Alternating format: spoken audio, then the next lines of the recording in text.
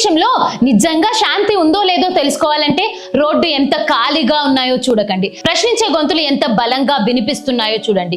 ఈ రోజు ఢిల్లీలో చూస్తే జంతర్ మంతర్ ఖాళీగా ఉంది, గ్రాఫిటీ లేదు, ప్రొటెస్టెంట్లు కనిపించడం లేదు, అంతా నార్మల్ అని ఒక చిత్రం కనిపిస్తుంది. కానీ ఇదే నిజమా?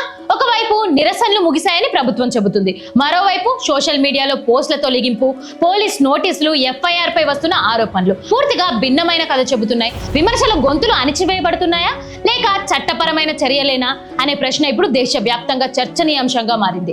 ఇంకా ఆశ్చర్యమైన విషయం ఏమిటంటే వీధుల్లో తగ్గిన నిరసన ఇంటర్నెట్ లో మరింత పెద్ద రూపం దాల్చింది. జెన్జీ చేతిలో ప్లక్కార్డుల స్థానంలో మీమ్స్ వచ్చాయి, నినాదాల స్థానంలో సెటైర్లు వచ్చాయి. భయపెట్టాలనుకున్న ప్రతి చర్య వైరల్ కంటెంట్ గా మారడం మొదలైంది.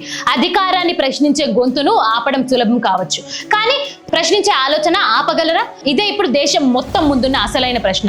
ఈ నిశ్శబ్దం నిజంగానే శాంతేనా లేక తుఫానుకు ముందొచ్చే సైలెన్సా? మీ అభిప్రాయం ఏంటి? కామెంట్ బాక్స్ లో తప్పకుండా మీ అభిప్రాయాన్ని కామెంట్ చేయండి. ఇలాంటి మరెన్నో లోతైన పొలిటికల్ అనాలిసిస్ కోసం భారత్ ఆవాజ్ ని సబ్స్క్రైబ్ చేయడం అస్సలు మర్చిపోకండి. ఇలాంటి మరెన్నో వీడియోస్ కోసం చూస్తూనే ఉండండి భారత్ ఆవాజ్. జై హింద్.